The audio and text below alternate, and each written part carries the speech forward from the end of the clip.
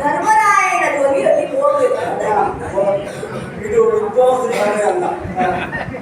ನೀನು ಉಪದೇಶ ಮಾಡಿ ಮತ್ತೆ ಭಾಷಣ ಒಳ್ಳೆಯದಾಯ್ತು. ಮುಂದೆ ಭಗವಂತ ನಾನು ಕರೀತೇನೆ.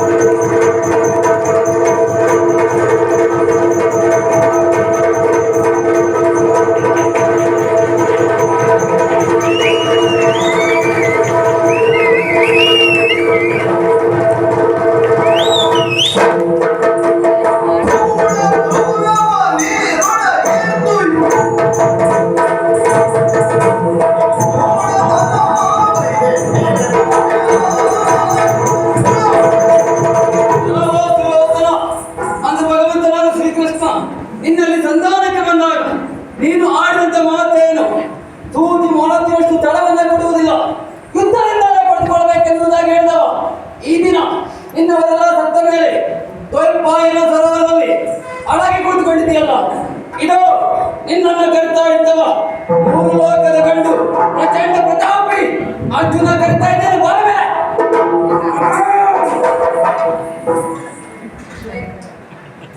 ಮಾತನಾಡಿದ ಮೇಲೆ ಇಷ್ಟಾದ್ರೂ ಮಾತಾಡ್ಬೇಕು. ದೇವರೇ ಸ್ವಲ್ಪ ಬಿಸಿಯಾಗಿದ್ದವು, ಅದ್ರ ಸ್ವರ ಕೆಳಗೋಗ್ಲಿ.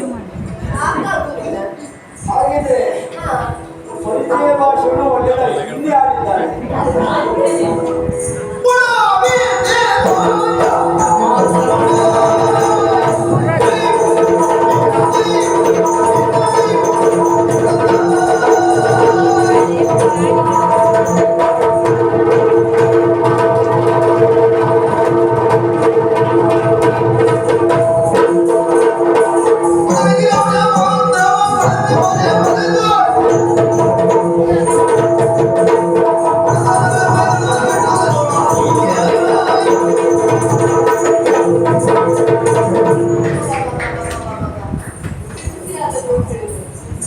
ಯುದ್ಧಕ್ಕಾಗಿ ಇಲ್ಲಿಯವರೆಗೆ ಬಂದಂತ ಹೌದು.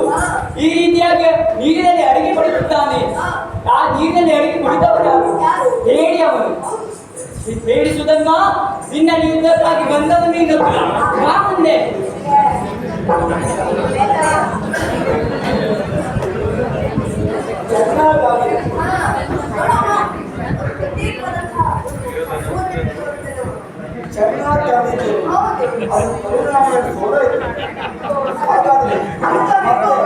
ಶಬ್ದ ವ್ಯತ್ಯಾಸ ವಿಶೇಷ.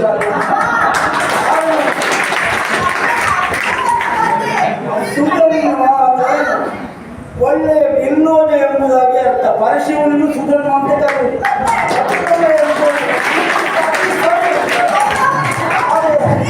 ಅವ ಬಂದಿಲ್ಲ ಯಾಕೆ? ಅವ ಸುಧನ್ಮ ಅಲ್ಲ,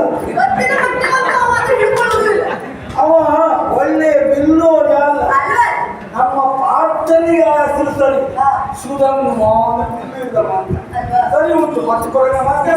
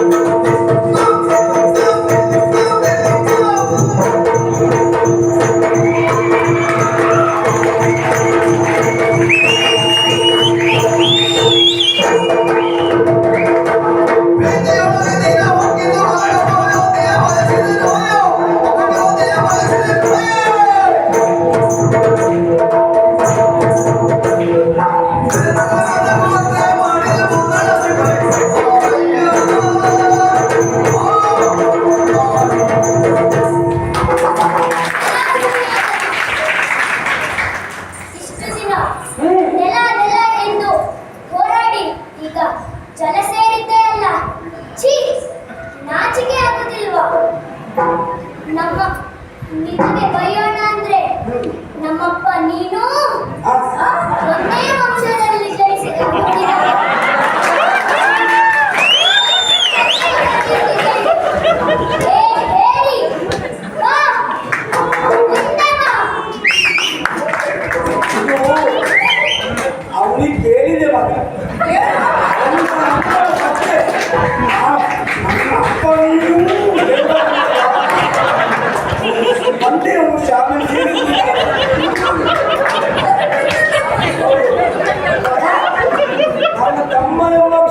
ಹಾಗಾಗಿ ಶಬ್ದ ಏನ್ ಮಾಡೋಣ ಅವನಿಗೆ ನಿನಗಿದ್ದಷ್ಟು ಮಾನ ಮರ್ಯಾದೆ ಇಂಡಿಯಾ ತರಲಿಕ್ಕಿದ್ದಾರೆ.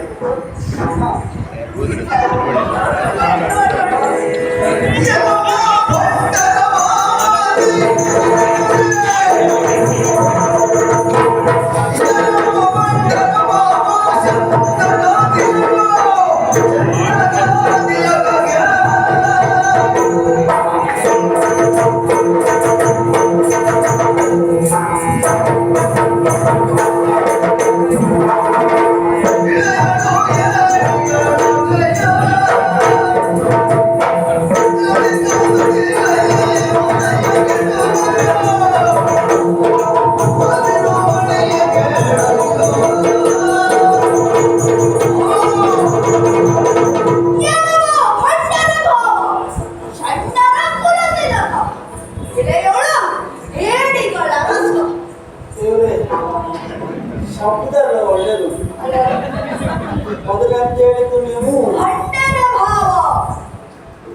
ನಮಗೆ ನೀವು ಭಾವ, ನಿಮಗೆ ನಾವು ಭಾವಂದಿರಿ. ಅದು ಗಂಡನ ಭಾವ ಯಾರು ಎತ್ತಿದ್ದಾರೆ? ನಾನು ಭಾವನೆಗಳು. ಆದ್ರೆ ಈ ಕೌರವನಿಗೆ ಒಬ್ಬ ಭಾವನಿದ್ದಾನೆ. ಯಾರವ? ಅವನ ತಂಗಿಯ ಗಂಡನಾಗಿರುವಂತಹ ನಮ್ಮ ಕುಲಕ್ಕೆ ಒಬ್ಬಳೇ ಹೆಣ್ಣು, ದುಶ್ಯಲೆ, ಅವಳ ಗಂಡ ಜಯದ್ರಥ. ಮದುವೆಯಾದ ನಂತರದಲ್ಲಿ ತನ್ನ ಮನೆ ಇಂತಲ್ಲಿ ಉಂಟು ಅಂತ ಆ ಕಡೆ ತಿರುಗಿಯೂ ಮಲಗಿದವಲ್ಲ ಅವನು. ಮದುವೆ ಆದ್ಮೇಲೆ ಹೆಂಡತಿ ಮನೆಯಲ್ಲೇ ಉಳಿದುಕೊಂಡಿದ್ದವ. ಹಾಗಾಗಿ ಭಂಡ ಇನ್ನಾರು ಕೇಳಿ ಅಲ್ಲ, ಮದುವೆ ಆದ್ಮೇಲೆ ಹೆಂಡತಿ ಮಾಡಿದ್ರೆ ಆ ರೀತಿಯ ಒಂದು ಪದ್ಧತಿ ಉಂಟ. ಒಲಿ ಸಂತಾನ, ಅದೊಂದು ಪದ್ಧತಿ ಇದ್ರೆ ಇಟ್ಕೊಳ್ಳಿ. ಇಲ್ಲಿ ಒಲಿ ಸಂತಾನ ಅಲ್ಲ, ಮೂರು ಮಂದಿ ಇದ್ದಾರೆ. ಮತ್ತೆ ಹಾಗಿರುವಾಗ ಅವ ಉಳಿದುಕೊಂಡಿದ್ದಾನೆ ಇಲ್ಲಿಯೇ. ಮತ್ತವನಿಗೆ ಭಂಡ ಅಂತ ಹೇಳಿ ಕರೀತಾರೆ. ಆ ಭಂಡನಿಗೆ ಇವ ಭಾವ, ಹಾಗಾಗಿ ಎಲ್ಲವೋ ಭಂಡನ ಭಾವ ಎಂದು ಕರೀತಾರೆ. ಇನ್ನು ಷಂಡರ ಕುಲ ಅಂತ ಇರುವ ಇವನೊಟ್ಟಿಗಿರುವವರೆಲ್ಲರೂ ಯಾರು ಷಂಡರು ಎನ್ನುವ ಹಾಗೆ ನಾನು ಭಾವಿಸಿಕೊಳ್ತೇನೆ. ಇವರ ತಮ್ಮ ಸಾಕು ಮತ್ಯಾರಿಗೂ ಷಂಡ ಅಂತ ಹೇಳುವ ಅಗತ್ಯವಿಲ್ಲ. ಮತ್ತೆ 7 ಹೇಡಿಗಳಿಗೆ ಅರಸ. ಇದುವರೆಗೆ ಯಾರೆಲ್ಲರೂ ಯುದ್ಧವನ್ನ ಹಿಮ್ಮುಖವಾಗಿ ಹೋಗಿದ್ದಾರೆ ಅವರೆಲ್ಲರೂ ಹೇಡಿಗಳು. ಅಂತವರಿಗೆ ಇವರೊಬ್ಬ ಅರಸ. ಹಾಗಾಗಿ ಸ್ಥಳದಿಂದ ಮೇಲಕ್ಕಿದ್ದು ಬಾರ ಬಾರ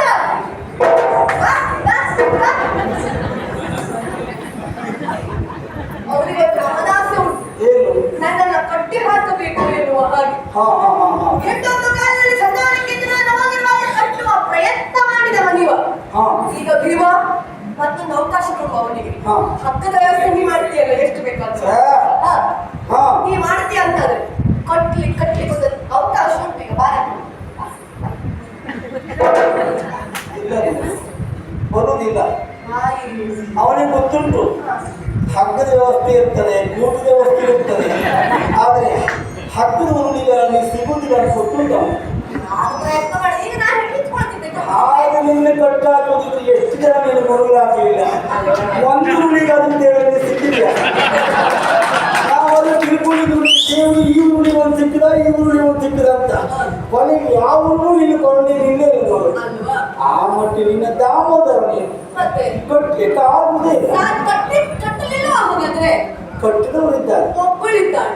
ಅವಳ ಭಕ್ತಿಯಲ್ಲಿ ಕಟ್ಟಿ ಹಾಕಿದಳು ಅವಳನ್ನು. ಹಾಗೆ ನಿಮ್ಮನ್ನ ಭೀಷ್ಮಾಚಾರ್ಯರು ಕಟ್ಟಿದ್ದಾರಂತೆ. ಇದು ಭಕ್ತಿಗೆ ನಾನು ಒಲಿಯುವವ. ಅವನಿಗೆ ಆ ಶಬ್ದ ಗೊತ್ತಿಲ್ಲ. ಮತ್ತೆ ಹಾಗೆ ನೀವು ಕರೆದ್ರೆಲ್ಲ ಬರುವುದಿಲ್ಲ. ಕರೆಯೋರು ಯಾರು? ಈ ಬೆಣ್ಣೆ ತಿಂದು ಬಾಯಿ ನಿಮ್ಮದು. ನೀವು ಕರೆದ್ರೆ 4 ಜನ ಹೆಣ್ಮಕ್ಳು ಬಿಟ್ರೆ ನೀನು ತೊಂದರೆಯ ನೀ ಕರೆದ್ರೆ ಹೆಣ್ಣುಮಕ್ಕಳು ಬರುವುದಿಲ್ಲ. ನಾನು ಕರೆದು ಬರ್ಬೇಕಾ? ನಾನು ಕರೆದ್ರೆ ರೊಕ್ಕಸಿ ಬರ್ತಾರೆ, ಗೊತ್ತು ಹೆಣ್ಮಕ್ಳು ಬರ್ತಾರೆ. ಆ ಮಟ್ಟಿಗೆ ನಾ ಕರೆದ್ರೆ ಯಾವ ರಾಕ್ಷಸರು ಬರುವುದಿಲ್ಲ. ರಕ್ತಸರು ಬರ್ಬೇಕಂತ ಇದೇ ಕರಿಬೇಕು. ರೊಕ್ಕಸ ಬಂದವರು ಹಾಗೆ ಅವರು ಬರುವುದಿಲ್ಲ. ಮತ್ತೆ ಬೆಣ್ಣೆ ತಿಂದ ಬಾಯಲ್ಲಿ ಮತ್ತು ಕಠೋರವಾದ ಶಬ್ದ ಯಾವ ಕಾಲಕ್ಕೂ ಬರುವುದೇ ಇಲ್ಲ. ಸಾಧ್ಯವೂ ಜೊತೆಗೆ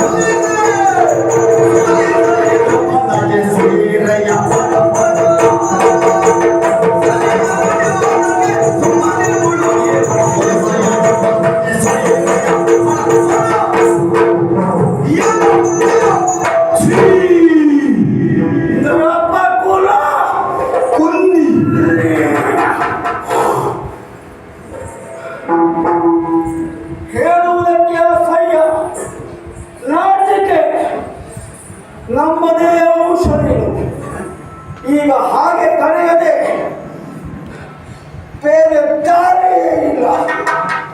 ಸುಯೋಧನ, ಆ ಇದು ನಿನ್ನ ಆ ಜನ್ಮ ವೈರಿ ಭೀಮ ಕರೀತಾ ಇದ್ದಾನೆ. ಯಾಕೆ ಹೇಳಿ ಅಲ್ವಾದೆಯಲ್ಲಿ ನೀರಿನಲ್ಲಿ ಅಡಗಿದ್ದೀಯ. ನೀನು ಹೇಳಿ ಹೌದಾದ್ರೆ ನಮ್ಮ ಅಣ್ಣನಲ್ಲಿ ಒಂದು ಶರಣ ಬದುಕುವುದಕ್ಕೆ ನಾವು ದಾರಿ ಕಲ್ಪಿಸಿಕೊಳ್ತೇವೆ. ಅಲ್ಲ ಚರದಂಕ ಬಲ್ಲದೆ ಹೌದು ಅಂತಾದ್ರೆ ಅವಕಾಶ ಈಗೂ ಉಂಟು. ನಮ್ಮ ಹೆಂಡತಿ ದ್ರೌಪದಿಯ ಸೀರೆಯನ್ನ ಆವತ್ತು ನೀನು ಸುರಿಸುವುದಕ್ಕೆ ಮುಂದಾದೆಯಲ್ಲ, ಅರ್ಧಕ್ಕೆ ಭಂಗವಾಗಿ ಹೊರತು ಕಾರ್ಯ ಈಗ ಪೂರ್ಣ ಮಾಡುವ. ಯುದ್ಧ ಆಡುವ ಮನಸ್ಥಿತಿ ನಮ್ಮ ಅಣ್ಣನಂತೂ ಸಿದ್ಧಿದ್ದಾನೆ. ಬಾ ಬಾ, ಕರೆಯುವುದು ಯಾರು ಗೊತ್ತಾಯ್ತಾ? ದುರದರುಳಿ ನಿನ್ನ 99 ಮಂದಿ ಸಹೋದರನ್ನ ಯಮಪುರಕ್ಕೆ ಅಟ್ಟಿದ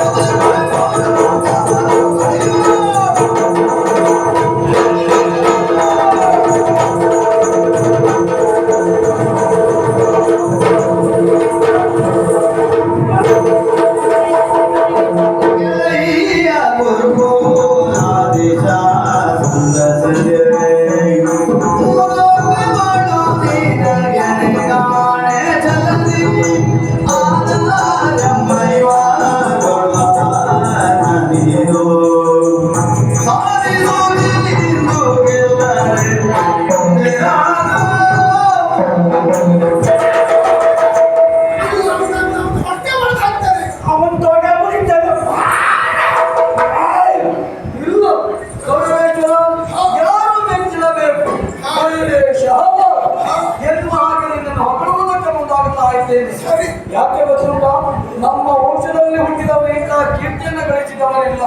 ಯಾವ ರೀತಿಯಾಗಿ ಇನ್ನೊಂದು ಸಂದರ್ಭದಲ್ಲಿ ಶ್ರೇಷ್ಠೆಯಲ್ಲಿ ಶ್ರೀರಾಮಚಂದ್ರ ರಾಘವ ಎನ್ನುವ ಹಾಗೆ ಕರೆಸಿಕೊಂಡವನಿದ್ದ. ಪ್ರಭುತ್ವದಲ್ಲಿ ಹುಟ್ಟಿದವರನ್ನ ರಾಘವ ಎನ್ನುವ ಹಾಗೆ ಕರೆಸಿಕೊಂಡವರಿಲ್ಲ. ಆ ಕಾರ್ಯ ಮಾಡಿದವ ರಾಮಚಂದ್ರ ಮಾತ್ರ. ಕುರು ವಂಶದಲ್ಲಿ ಹುಟ್ಟಿದವರೆಲ್ಲರೂ ಕುರುರಾಯ ಎನ್ನುವ ಹಾಗೆ ಕರೆಸಿಕೊಂಡವರಿಲ್ಲ. ಹಾಗೆ ಕರೆಸಿಕೊಂಡವ ನೀನು ಮಾತ್ರ. ಇವತ್ತು ಮೇಲಕ್ಕೆ ಬಂದಂತಹ ನೀನು ನಮ್ಮ ಐವರನ್ನು ಯುದ್ಧಕ್ಕೆ ಕರೆಯುತ್ತಾ ಇದ್ದೀಯ. ಊಟ ಯುದ್ಧ ಎನ್ನುವಂಥದ್ದು ಸಲ್ಲ, ದ್ವಂದ್ವ ಯುದ್ಧಕ್ಕೆ ನಾವು ಸಿದ್ಧರಿದ್ದೇವೆ. ನಮ್ಮ ಐವರಲ್ಲಿ ಯಾರನ್ನಾದರೂ ಒಬ್ಬರನ್ನು ಆಯ್ಕೆ ಮಾಡಿಕೊ, ನಿನ್ನ ಜೊತೆಯಲ್ಲಿ ಯುದ್ಧಕ್ಕಾಗಿ ಬರ್ತೇವೆ. ಒಮ್ಮೆ ನೀನು ಯಾರನ್ನಾದ್ರೂ ಗೆದ್ದೆ ಅಂತಾದ್ರೆ ಉಳಿದ ನಾವು ನಾಲ್ವರು ನಿನ್ನ ಪಾದ ಸೇವಕರಾಗಿ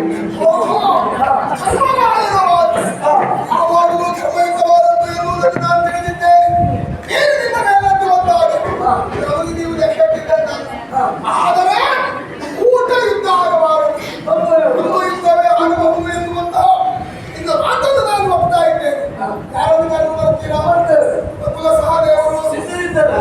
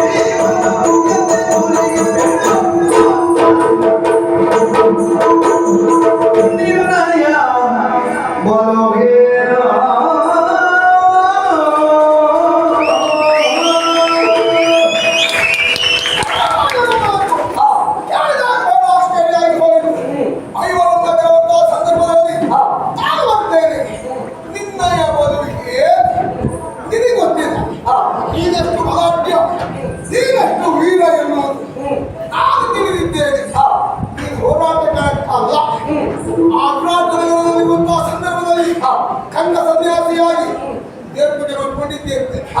ನಿನಗೆ ಆಗ್ಬೋದು. ಅದರಲ್ಲಿ ನೀನು ಮಹಾಗೆ ಬಿಟ್ಟರೆ ಉಳಿದದ್ರಲ್ಲ ಆಮೇಲೆ ಅದನ್ನು ಹೊರತುಪಡಿಸಿದ್ರೆ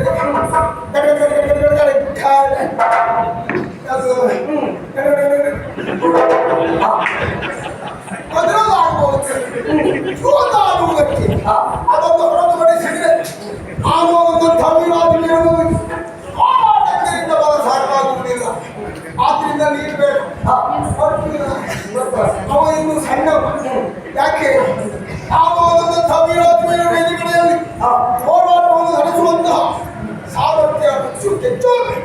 ಆ ಅರ್ಜುನನಿಂದ ಸಾಧ್ಯವೇ ಇಲ್ಲ. ಅದರಿಂದ ಯಾವುದಕ್ಕೂ ಆಗುವುದಿಲ್ವೋ ಆಗುತ್ತದೆ. ಆ ವಿರಾಟನಗರದಲ್ಲಿರುವಾಗ ಗಂಡು ಅಲ್ಲದ ಹೆಣ್ಣು ಅಲ್ಲದ ಅದೇನು ಅರ್ಗಂಡು ಎನ್ನುವ ಹೆಸರನ್ನು ಇರಿಸಿಕೊಂಡು ಅಟ್ಯಾಭ್ಯಾಸ ಮಾಡಿಸ್ತಾ ಇದ್ದಂತೆ. ತಕ್ಕುವಂಥದ್ದು ತಕ್ಕ ಕೈಯ ದಿನ ತಕ್ಕುವಂಥದ್ದು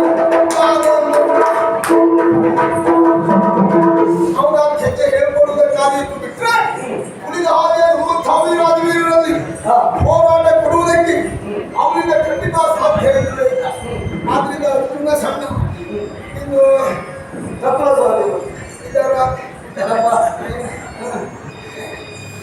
ಅರ್ಜುನನೇ ಸಣ್ಣವಂತಾದ ಮೇಲೆ ಆ ಯಮಳರು ಚಿನ್ನರು ಆ ಮಕ್ಕಳ ಮುಖ ನೋಡಿ ಹೊಡಿವಂಸೆ ಹಾಗಾಗಿ ಆ ಮಕ್ಕಳು ಆಗಲಿಕ್ಕಿಲ್ವೇ ಇಲ್ಲ. ಒಬ್ಬ ಪುಸ್ತಕ ಕಾಲವನ್ನು ಹೇಳಿದ್ರೆ ಇನ್ನೊಬ್ಬ ಭವಿಷ್ಯದ ಕಾಲವನ್ನು ಹೇಳ್ತಾರಂತೆ. ಎಷ್ಟು ಕೂಗಿದ್ರು ಹಾಗಾಗಿ ಅವಷ್ಟೇ ಮಾಡಿದ್ರು ಪ್ರಯೋಜನ ಇಲ್ಲ ಎನ್ನುವುದು ಈಗ ಅರ್ಥ ಆಗಿ ಹೋಗಿದೆ. ನಾವು ಆಯ್ಕೆ ಮಾಡುವುದಿಲ್ಲ ಎನ್ನುವುದಾಗಿ ಭಾವಿಸಬೇಕು. ಒಬ್ಬ ಇದ್ದಾನೆ, ನಮಗೂ ಅವನಿಗೂ ಬಹಳ ವರ್ಷದ ಸ್ನೇಹ, ನಮಗೂ ಅವನಿಗೂ ಬಹಳ ವರ್ಷದ ಒಡನಾಟ. ಅವನ ಹೆಸರು ಕೇಳಿದ್ರೆ ನಮಗೆ ಪಡ್ಕೊಳ್ಳಿಕ್ಕೆ ಆಗುವುದಿಲ್ಲ. ನಮ್ಮ ಹೆಸರು ಕೇಳಿದ್ರೆ ಅವನಿಗಂತೂ ಇಂದ್ರಿಯ ಬರುವುದಿಲ್ಲ. ನಮ್ಮ ಸ್ನೇಹದ ನಿಜವಾದ ಉದಾಹರಣೆ ಬೇಕು. ಇಬ್ಬರ ಹೆಸರು ಹೇಳಿ ಹೆಸರಿಗೆ ಅಕ್ಕಿ ಹಾಕಿದ್ರೆ ಅಕ್ಕಿ ಬೇಯುವುದೇ ಇಲ್ಲ. ಅಂತ ಗಾಢವಾದಂತಹ ಸ್ನೇಹ ನಾವು ಆಯ್ಕೆ ಮಾಡುವ ಅವ ಇವ ಅವನನ್ನ ಅವನು ಮಾಡಿಕೊಳ್ಳೋ ಕಾರಣ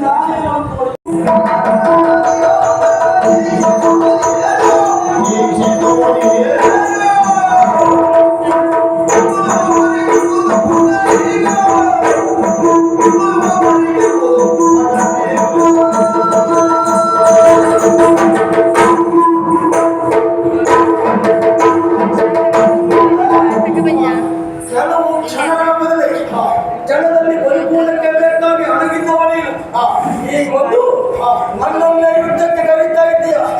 ನಿನ್ನನ್ನು ಕೊಲ್ಲುವುದಕ್ಕೂ ಅಥವಾ ಮುಗಿಸುವುದಕ್ಕೂ ಅದೇ ಕ್ಷಣ ಸಾಕು ನನಗೆ. ಅಷ್ಟು ಯಾವುದಕ್ಕೆ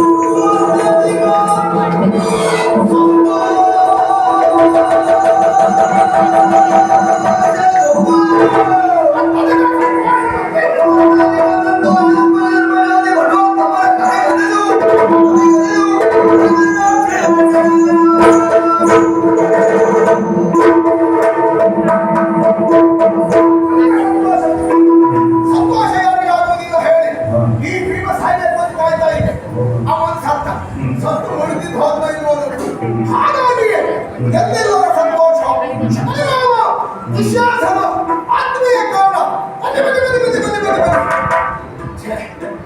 ಸತ್ಯವಂತರೆಲ್ಲ ಸಾಧ್ಯವೇ ಇಲ್ಲ ಇದು ನೋಡಿ ನಮ್ಮ ದುರ್ಭಾಗ್ಯ ಸತ್ತೋಗಿದ್ದಾರೆ ಹಣಕೊಂಡಿರುವಂತ ಅವರು ಈ ಜಗದ ದೃಶ್ಯಾವಳಿಯನ್ನು ಕಾಣುವುದಕ್ಕೆ ನಮ್ಮ ಜೊತೆ ಸೇರುವುದಕ್ಕೆ ಸಾಧ್ಯವೇ ಇಲ್ಲ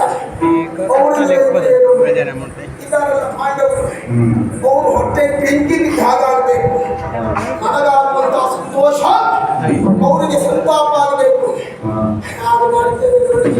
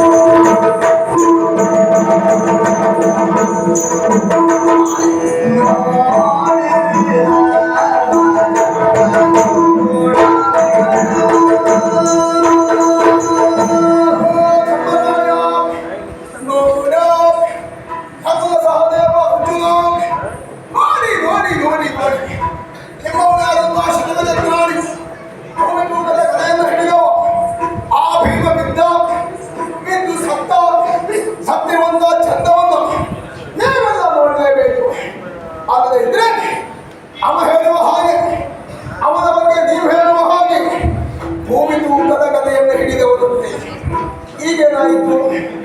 ಅದೇ ಭೂಮಿಯ ಮೇಲೆ ಬಿದ್ದ, ಬಿದ್ದು ಸತ್ತಿದ್ದಾನೆ. ಸತ್ತಿರುವ ಚಂದವನ್ನು ನೀವು ನೋಡಬೇಕು. ಯಾರಾದರೂ ಸತ್ತಾಗ ಚಂದ ಆಗ್ತದ? ಅದು ಈ ಭೀಮನಿಗೆ ಮಾತ್ರ. ನಮ್ಮದೊಂದು ಮಾತಿದೆ, ಆನೆ ಇದ್ರೂ ಸಾಲ ಸತ್ರು ಸಾವಿರ. ನಮ್ಮ ಭೀಮಾಗಿ ಗೆದ್ರು ಚಂದ, ಬಿದ್ರು ಚಂದ, ಗೆದ್ರು ಚಂದ, ಬಿದ್ರು ಚಂದ, ಚಂದದ ದೃಶ್ಯಾವಳಿಯನ್ನು ನೀವೆಲ್ಲರೂ ನೋಡಬೇಕೆಂಬ ಕಾರಣಕ್ಕಾಗಿ ನಿಮ್ಮನ್ನೇ ಕರೀತಾ ಇದ್ದೇನೆ. ನೋಡಿ, ಮಾತಾಡಿ. ಆ ಭೀಮನ ವಿಷಯ ಏನಾದರೂ ನಿಮ್ಮ ಅಭಿಪ್ರಾಯವನ್ನು ಹೇಳಿಕೊಳ್ಳಿ.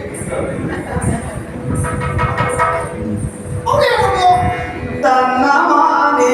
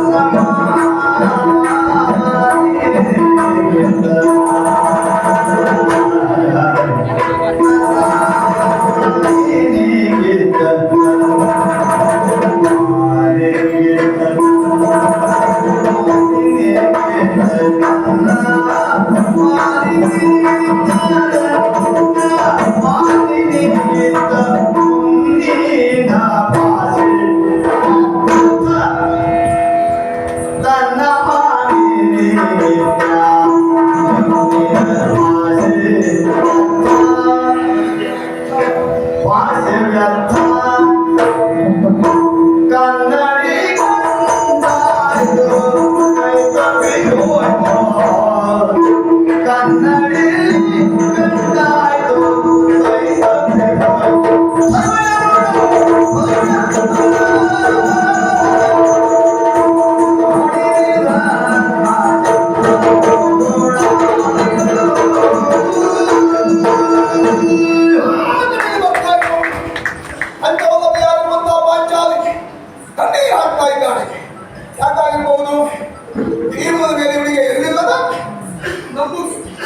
ಹಾಗಾಗಿ ಈ ಭೀಮ ಇಂದು ಸತ್ಯವಂತ ವರ್ತಮಾನವನ್ನು ಕೇಳಿ ಅವನು ಕಂಗಾಲಾಗಿದ್ದಾಳೆ. ತನ್ನ ಮಾತಿಗಿಂತ ಮುಂದಿನ ಭಾಷೆ ವ್ಯರ್ಥ. ಅವನ ಆಸೆ ಎನ್ನುವುದು ಕನ್ನಡಿಯ ಗಂಟಾಗಿ ಹೋಯಿತು. ಕನ್ನಡಿಯದೊಂದು ಗಂಟು ಕಾಣಿಸುತ್ತದೆ. ಬೇಕು ಅಂತ ಕೈ ಇಕ್ಕಿದರೆ ಗಂಟು ಮಾಡಿ ಕನ್ನಡಿ ಮನದು ಹೋಳು. ಅವನ ಆಸೆ ನಿರೀಕ್ಷೆಗಳು ಹಾಗೆ ಆಗಿದೆ. ಇನ್ನು ತಾಳುವಳೆಂದು ಅವನ ಪರಿಸ್ಥಿತಿ ಹಾಗೆ. ಅರ್ಜುನ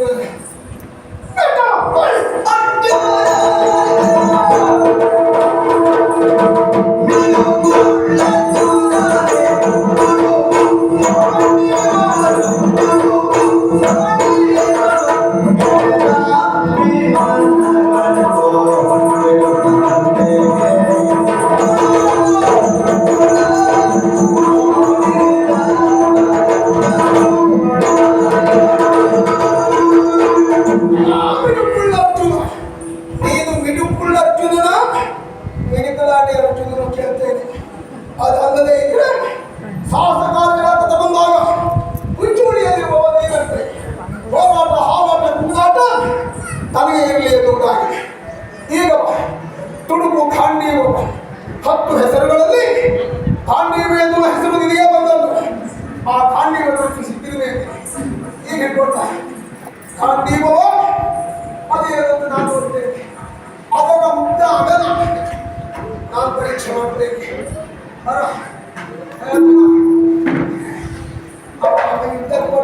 ಬಿಡಿ ಕೆರೆದ ಭೀಮನ ಕಣ್ಣು ಕೆಡುಕರಂದದಿ. ಅವನು ಯುದ್ಧ ಮಾಡಿಬೇಡ, ಅವನು ಯುದ್ಧ ಮಾಡ್ಕೊಂಡಿರೋ ನಾವೆಲ್ಲ ಹೋದ್ರೆ ನಮ್ಮಂದಕ್ಕೆ ಹುಟ್ಟಲಿಕ್ಕಿಲ್ಲ. ಹಾಗಾಗಿ ಅರ್ಜುನನ ವಿಷಯ ಹಾಗೆ. ಅವನು ಅವಾಗ ಅವರಿಗೆಲ್ಲ ಸಿಕ್ತು. ಎಷ್ಟೊತ್ತು ನಿಂತರು ಮತ್ತು ನಮಗೆ ಹಾರ್ಲಿಕ್ಕೆಲ್ಲ ಸಾಧ್ಯ. ನಮ್ಮಗಳ ಸಹದೇವರು ಚಕಿತರಾಗಿ ಹೋಗಿದ್ದಾರೆ. ಅವರಿಗೆಲ್ಲ ಪ್ರಾರಂಭ ಮಾಡಿದ್ರು ಎಷ್ಟೊತ್ತು ಮುಗಿಸ್ತಾರೆ, ನಾವೆಲ್ಲೂ ಹಾಗಾಗಿ ಅವರಲ್ಲಿ ಯುಕ್ತಿ ಪ್ರಕಟಪಡಿಸಿ ಅಂತ ಹೇಳಿದ್ರೆ ಅವರಾದರೂ ಏನು ಯುಕ್ತಿಯನ್ನು ಪ್ರಕಟಪಡಿಸುವುದಕ್ಕೆ ಸಾಧ್ಯ. ಅವರ ವಿಷಯ ಹಾಗೆ. ಉಳಿದ 4 ಕಂಡವರು ಪೌಂಗದ ಮೊರೆ ಹೋಗಿದ್ದಾರೆ. ಬಿದ್ದಿರುವ ಭೀಮನನ್ನು ಕಂಡು ಆಶ್ಚರ್ಯಚಕಿತರಾಗಿ ಹೋಗಿದ್ದಾರೆ. ಏನ್ ಮಾಡೋಣ, ಈಗ ಈ ಪ್ರಕರಣವನ್ನು ಸಸೂತ್ರವಾಗಿ ಮುಗಿಸಬೇಕು. ನಾಳೆ ದಿವಸ ಯಾರು ಆಕ್ಷೇಪಿಸಬಾರದು. ಯಾಕೆ ಹೇಳಿ, ಗದಾ ಯುದ್ಧ 18 ದಿವಸದ ಯುದ್ಧ ಇವತ್ತು. ಮಹಾಭಾರತದ ಯುದ್ಧ ಅದುವೇ ಗದಾ ಯುದ್ಧ ಆಗಬೇಕು. ನಾಳೆ ದಿವಸ ಯಾರಂತೆ ಪ್ರಾರಂಭ ಮಾಡಿದವರು ಏನು ಹಾಗೆಲ್ಲ ಅರ್ಥಬದ್ಧ ಮಾಡಿ ಹೋದ್ರಲ್ಲ, ಇನ್ನು ಆಕ್ಷೇಪ ಪಡಬಾರದು ಅಂತಾದ್ರೆ ಅದಕ್ಕೊಂದು ಐತಿಹಾಸಿಕವಾದಂತಹ ತಾರ್ಕಿಕವಾದಂತಹ ಇತ್ಯರ್ಥ ಎನ್ನುವುದಾಗಬೇಕು. ಕೊಡುವವರು ಯಾರಿದ್ದಾರೆ? ಧರ್ಮರಾಯ ಮಾತಾಡುವುದಿಲ್ಲ, ಅರ್ಜುನ ತುಟಿ ಬೀಸುವುದಿಲ್ಲ, ಕುಲ ಸಹದೇವರು ಈ ಕಡೆ ಬರುವುದಿಲ್ಲ, ಇನ್ನು ಪಾಪ ಬಿದ್ದರು ಹೇಳುವುದಿಲ್ಲ. ಹಾಗಾದ್ರೆ ಪ್ರಕರಣ ಮುಗಿಸುವುದು ಹೇಗೆ? ಒಬ್ಬ ಇದ್ದ ಪಾಂಡವರು ಹಣೆಗಳು ನಮಗೆ ಗೊತ್ತಿಲ್ಲ ಇಲ್ಲದೇನಲ್ಲ. ಪಾಂಡವರು ಅಂತ ಹೇಳಿದ್ರೆ ಕೇವಲ ಚೆಂಡುಗಳಿಂದ ಹಾಗೆ. ಚೆಂಡು ಕುಟ್ಟಿಯಬೇಕು ಅಂತಾದ್ರೆ ಅದರ ಮನೆಗಳ ಗಾಳಿಯ ಬರಬೇಕು. ಪಾಂಡವರು ಅಂತ ಹೇಳಿದ್ರೆ ಕೇವಲ ಬೊಂಬೆಗಳು. ಬೊಂಬೆ ನಾಟ್ಯ ಮಾಡಬೇಕು ಅಂತಾದ್ರೂ ಒಬ್ಬ ಸೂತ್ರಧಾರ ಬೇಕು. ಪಾಂಡವರನ್ನುವಂತ ಚೆಂಡುಗಳಿಗೆ ಗಾಳಿಯಾಗಿ ಪಾಂಡವರನ್ನುವಂತ ಬೊಂಬೆಗಳಿಗೆ ಸೂತ್ರಧಾರನಾಗಿದ್ದವ ಅವನೇ ಕಪಟ ನಾಟಕ ಸೂತ್ರಧಾರಿ. ಅವನ ಪೂರ್ವದ ಕಲ್ಲೋಟ ಪಶ್ಚಿಮದಲ್ಲಿ ಹರಡಿಬಿಡುತ್ತದೆ. ಆಡಿಕೊಂಡವ, ಓಡಿಕೊಂಡವ, ನಗೆಯಾಡಿಕೊಂಡವ. ಅವನು ನಗೆಯಾಡಿದ್ರೆ ಅದನ್ನು ನಾವು ಕೆಳಗಿತ್ತು ಅಂತ ಅವ ಓಡಿದಂತಾದ್ರೆ ಅವನು ಸಾಯುವುದಿಲ್ಲ, ಓಡಿಸ್ಕೊಂಡು ಒಂದು ನುಡಿದವನ್ನೇ ಸಾಯುವುದು. ಅಂದರೆ ಕಪಟನಾಟಕಿ ಅವು ಏನನ್ನು ಸಾಧಿಸಿದ ಹಾಗೆ ಮಾಡ್ತಾನೆ ಅವನನ್ನು ನಾವು ಕಲಿಬೇಕು. ಪಾಂಡವರನ್ನು ಅರ್ಚಕರಿಗೆ ಪ್ರತಿಷ್ಠಾಪನಾಚಾರ್ಯ ಋಗಿಗೆ ಒಳಗಾದವ ಅವನೇ. ಅವನಿದ್ದಾನೆ ಯಾರವ? ನಮ್ಮ ದೊರೆಯಣ್ಣ ಅಂದ್ರೆ ಕೃಷ್ಣ. ಅವ ಎಷ್ಟೊತ್ತಿಗೆ ಯಾವ್ಯಾವ ಇರ್ತಾರೆ ಅಂತ ಹೇಳಿ ಕಾಣಿಸ್ತಿದೆ. ಕೆಲವು ದಿವಸ ಗಂಡಾಗಿ ಇರ್ತಾನೆ, ಕೆಲವು ದಿವಸ ಹೆಣ್ಣಾಗಿ ಕೆಲವು ದಿವಸ ಹೆಣ್ಣಾಗಿ ಗಂಡಾಗಿ ಕಾಣಿಸ್ತಾನೆ, ಕೆಲವು ದಿವಸ ಗಂಡಾಗಿ ಗೊತ್ತಾಗುತ್ತೆ ಹೇಳಿದ್ದಾಗುವುದು. ಆಯಾಯ ದಿವಸದ ಬೇಡಿಕೆಯೋ ಅವನು ಒಂದು ಗೊತ್ತಿಲ್ಲ. ಒಟ್ಟಾರ ಹಾಗೆ ಕಾಣಿಸಿದ್ರು ಇವತ್ತು ಹೇಗಿದ್ದಾನೆ?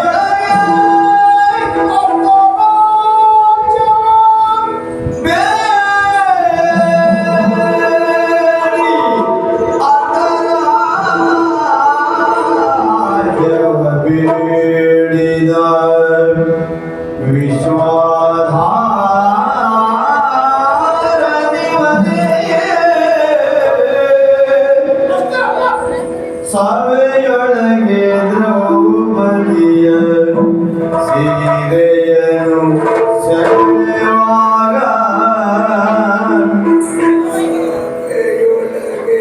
ಸಭೆಯೊಳಗೆ ದ್ರೌಪದಿಯ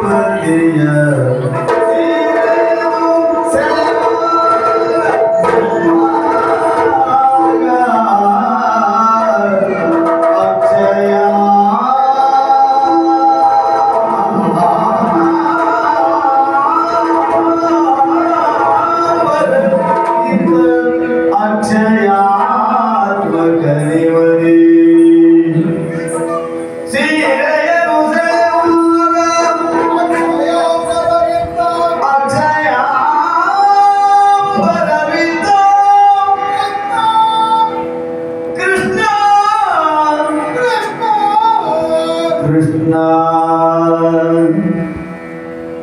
ರಂಗ ರಂಗ ರಂಗ ರಂಗ ರಂಗ ರಂಗ